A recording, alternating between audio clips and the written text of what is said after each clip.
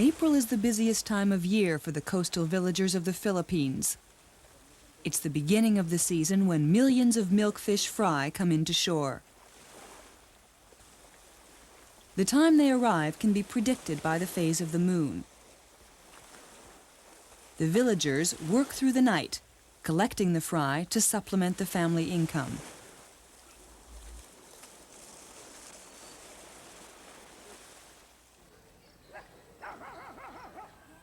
At dawn, other family members take over the gear. The run is at its peak. Little is known about the natural life cycle of the milkfish. The adult is seldom seen in the wild. The fry appear on the rainy side of the islands. They come in vast schools to sandy, shallow coasts and enter estuaries and tidal creeks.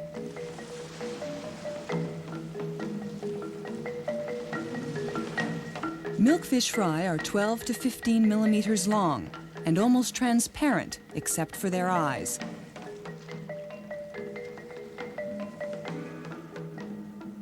The fry that escape the villagers' nets disappear. Some survivors will return in 6 to 7 years as adults, ready to spawn. The rest of the milkfish story remains a mystery.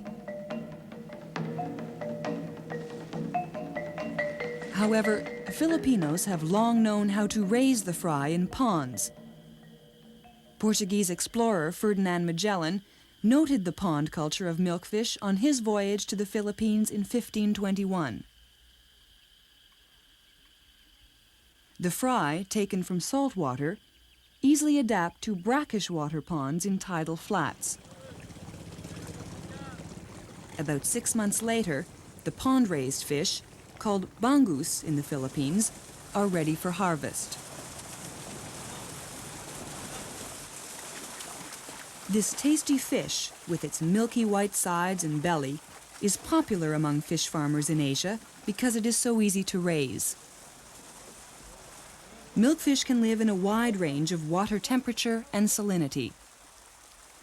Once established, milkfish feed on natural foods such as algae, which are practically free to the farmer.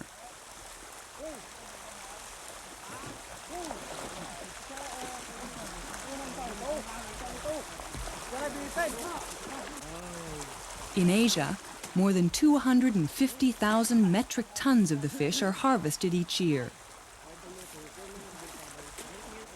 The milkfish has been sighted in many different waters. Its scientific history began in the Red Sea, where it was first noted by a Scandinavian scientist in 1775 and given the Latin name Chanos chanos. Today it is still present in these waters and is found along the coast of East Africa. It has also been reported in large areas of the Indian and Pacific Oceans, from southern Japan to New Zealand, and as far east as the Gulf of California and the coast of Mexico.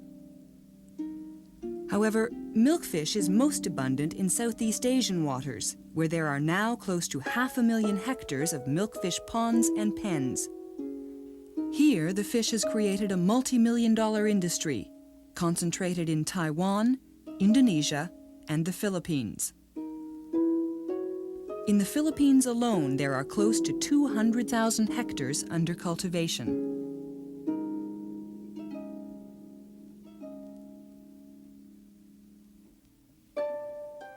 This milkfish industry employs at least 1 million Filipinos, from fry collectors and fish farmers to dealers and restaurant workers. Filipinos are very fond of the market-sized milkfish, the bangus. They will rise before dawn to bargain for the freshest fish at the right price.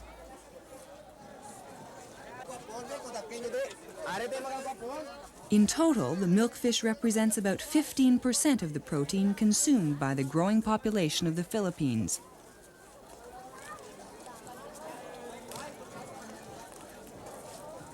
In spite of the popularity of the fish and the commercial success of the milkfish industry in the Philippines, its full potential is not being realized. Compared with that in some other Asian countries, production in the Philippines is limited and yields are low.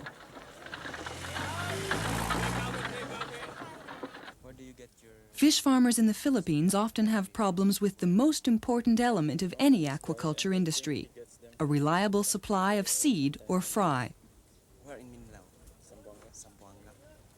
Fry supply is seasonal and irregular, so farmers often have to pay a high price or bring their supply from hundreds of kilometers away. The fry concessionaires have problems too.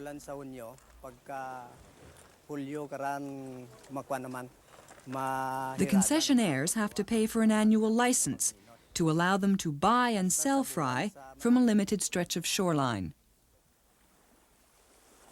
As the fry are only abundant for 2 or 3 months, and the concessionaires have no guarantee of licenses the following year, they may encourage overfishing, thus jeopardizing future supplies. And the fry supply can be cut off by storms or coastal pollution. In the traditional method of sorting fry, other valuable species are often thrown away.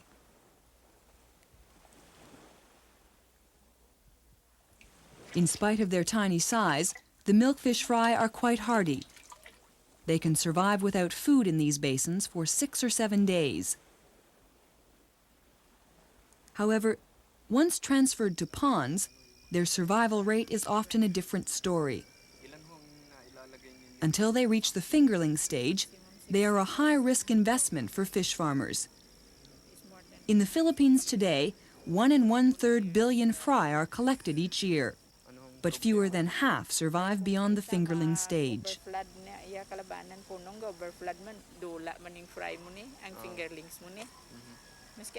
Without better rearing methods and a more reliable fry supply, the full potential of the milkfish industry in the Philippines will never be realized.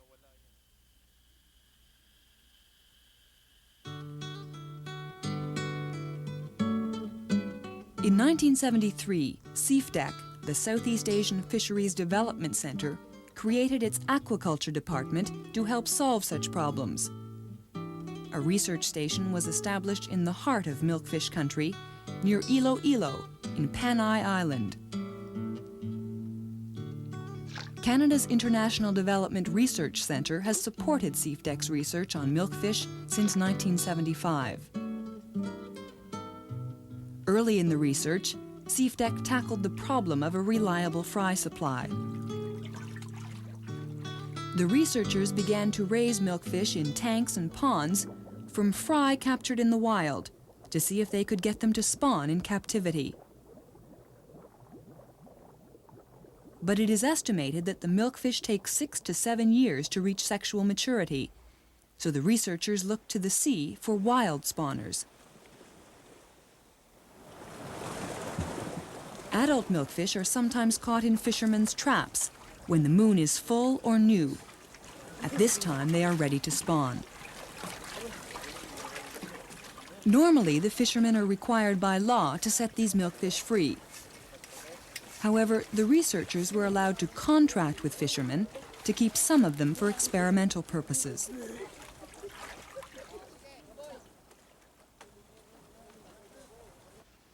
No one had ever succeeded in getting the milkfish to spawn in captivity. The researchers knew that, as with all fishes, the biological trigger to the spawning behavior of the milkfish lay in the hormone gonadotropin, a secretion of the pituitary gland. But the supply of adult milkfish was limited.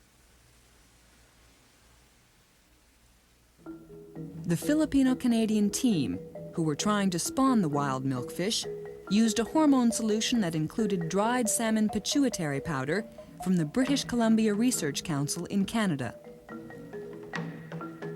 After 2 years, they succeeded. On the 14th of April 1977, a captured female milkfish was injected with this hormone. The following day, it began to spawn and was stripped of its eggs. The eggs were fertilized, and in about 36 hours, larvae began to hatch.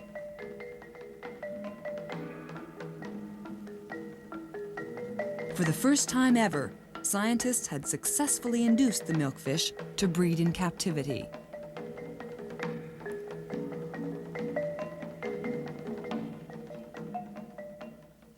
But breeding experiments were only part of CFDEC's program. Researchers were also attempting to trace the milkfish in the wild. They inserted electronic tags through the mouth and released the fish.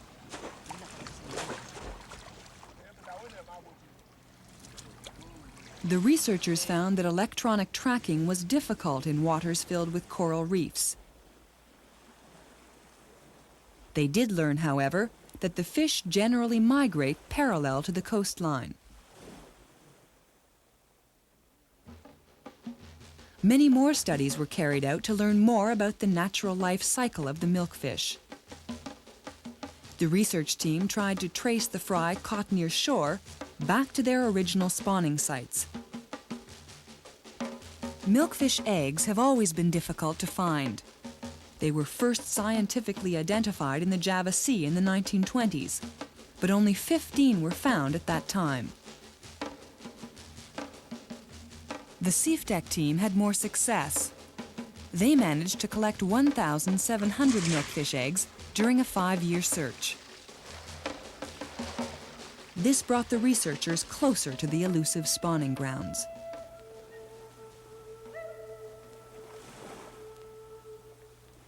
Reports of spawning milkfish jumping wildly out of shallow water near certain islands brought the researchers even nearer to their goal. But not near enough. The full story of the milkfish remains well hidden in these waters.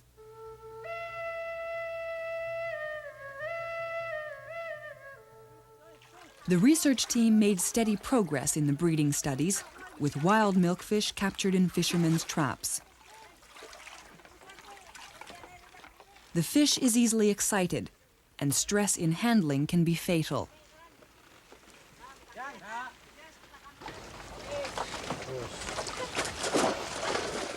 The team devised transportation methods which reduced mortality rates due to stress. To transport the milkfish safely to the research station, from distances as great as 20 kilometers, the fish were confined to a slowly moving cage in the water. Since the supply of spawning milkfish was seasonal and very uncertain, each specimen was handled with great care. A special method was worked out for transportation out of water. The researchers steadily refined the technique of induced spawning and began to standardize their methods.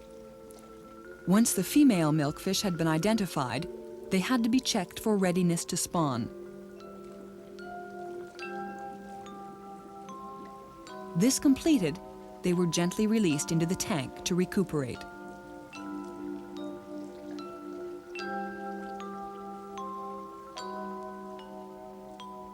A few hours later, the female fish received their first injection of the hormone solution. A second injection followed 12 hours later.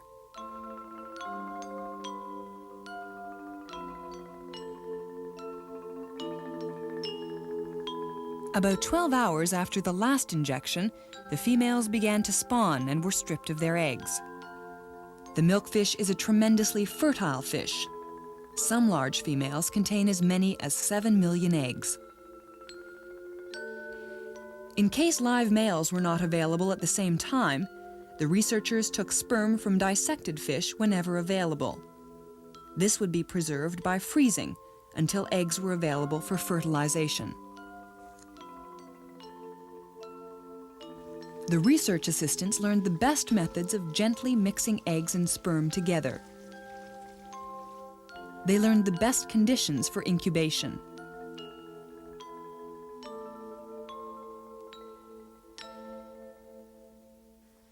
The refinement of these techniques of induced spawning was important. However, the researchers knew that breeding experiments would not solve the problem of fry survival. They studied the diseases of fry and the effects of different salt concentrations, feeds, and feeding rates.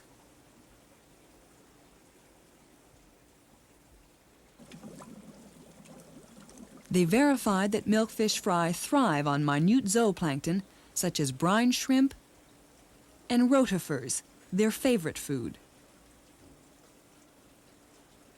This zooplankton feeds on phytoplankton, such as chlorella. Studies were carried out on different fertilization rates and conditions for raising this minute plant material. This work would help in establishing an economically effective feeding system for future milkfish hatcheries. Meanwhile, the program for raising broodstock from wild fry continued.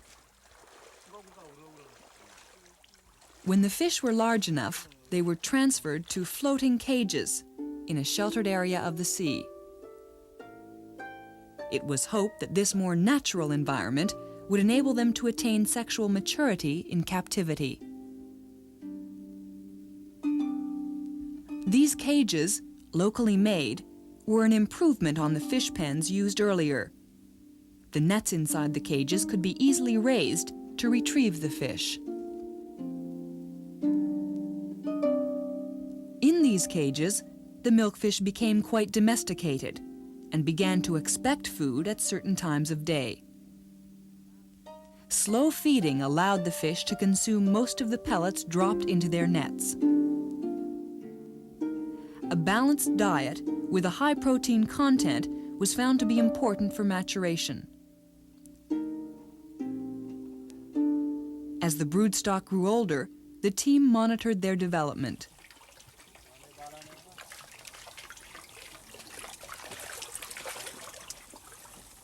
A record was kept of their growth and weight,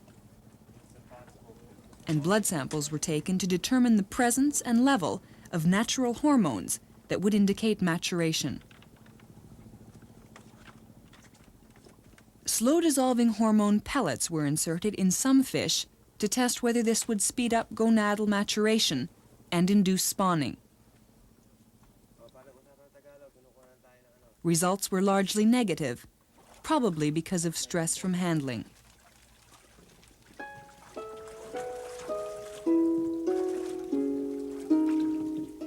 However, some cages of the milkfish were left undisturbed in hope that the fish might spawn naturally.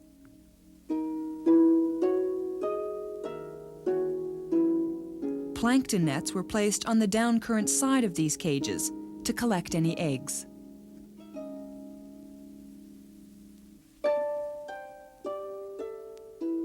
In August 1980, eggs were noticed on the surface, and the plankton nets were raised. For the first time in the history of the milkfish, they had spawned naturally in captivity. Equally exciting for the researchers was the fact that they had spawned at about 4 years of age, instead of at 6 or 7 years, the estimated time needed to reach sexual maturity in the wild.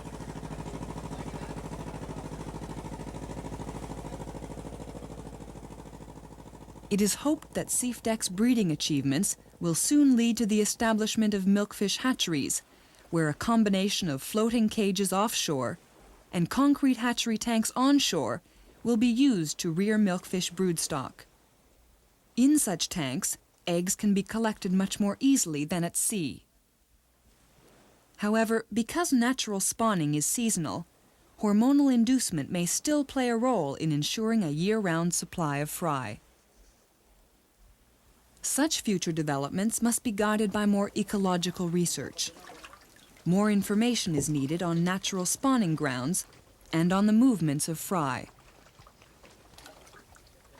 This work will help researchers determine where future milkfish hatcheries should be built, in locations that complement rather than conflict with the long-established natural fry fishery and distribution system, from which about 200,000 Filipinos receive at least part of their annual income. The final choice of hatchery locations will be recommended by the Philippines National Milkfish Breeding Program, which is now establishing research sites throughout the country and is planning to help increase the collection from natural fry grounds. However, more than just an improved fry supply is needed to increase milkfish production in the Philippines. Opening up new areas for cultivation is not the best answer either, because fish ponds are normally constructed in tidal mangrove swamps, and such areas are the breeding grounds for many species of marine life. If much more mangrove is destroyed, it could do extensive damage to other sectors of the Philippines' fishing industry. These concerns have resulted in CFDEC launching a second stage of milkfish research to seek ways to intensify rather than expand the milkfish industry, to increase the yield of fish per hectare.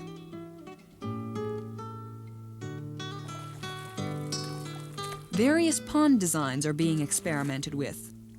Ponds with two-level bottoms, for instance.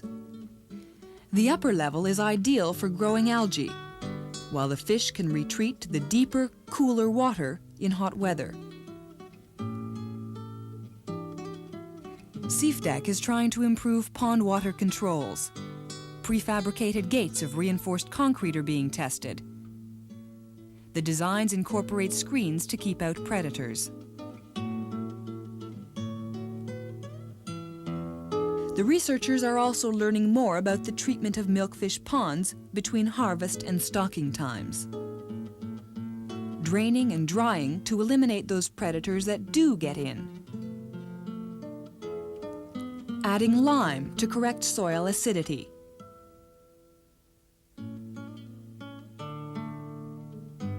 Deciding which fertilizer to use to stimulate the growth of lab, a rich complex of algae and minute animal life which the young milkfish thrive on. More research is being carried out on new culture systems, such as the rearing of milkfish with shrimp and an integrated production system for chicken and fish, in which the chickens fertilize the fish ponds while producing eggs.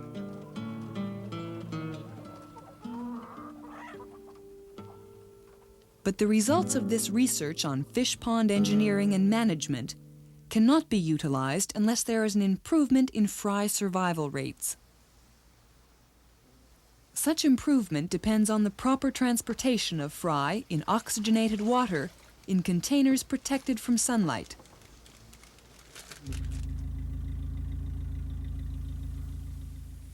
And fry must be introduced into nursery ponds very carefully to avoid shock because of sudden temperature change. With these handling methods, a good supply of food, and proper control of temperature and salinity in nursery ponds, many more milkfish fry will survive to the fingerling stage, when they are ready to be transferred to larger ponds.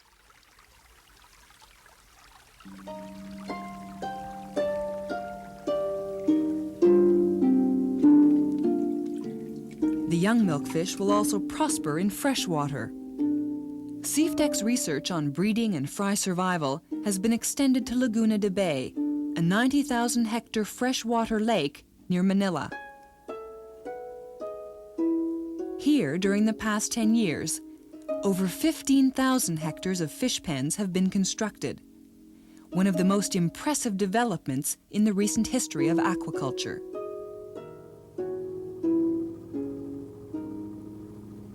The milkfish feed directly on rich phytoplankton in this water. They can grow from fingerling to market size in 5 or 6 months.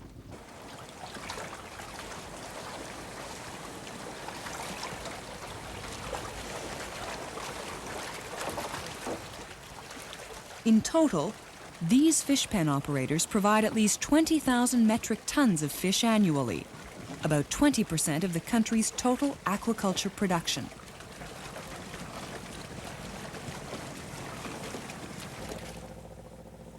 CFDEC's work on the breeding and rearing of milkfish still has some way to go before Filipino fish farmers can take full advantage of it.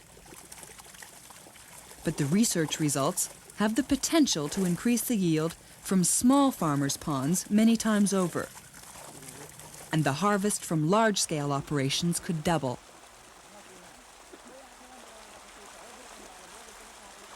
More than half of the population of the Philippines receives less than the United Nations recommended daily allowance of protein. Yet bangus, the market-size milkfish, is one food which many Filipinos can still afford. So the research on milkfish is a valuable attempt to help solve this protein deficiency. It is an attempt to increase production to meet a growing demand. And the demand is very much in evidence. In the provincial capitals and in Manila, restaurants specialize in traditional bangus dishes.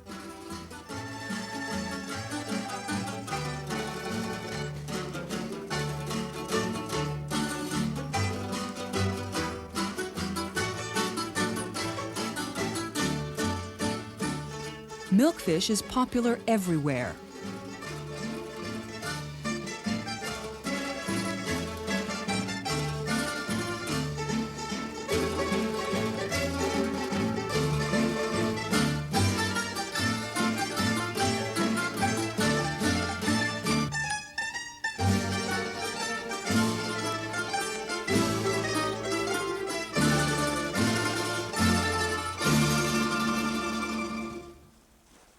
At this stage in the research, much remains to be uncovered about the mysterious milkfish in the wild.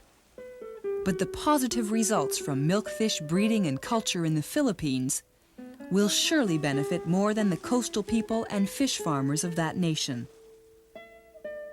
The results may someday be transferred to the vast, unutilized coastal waters of other parts of Southeast Asia, increasing many times over the area under cultivation.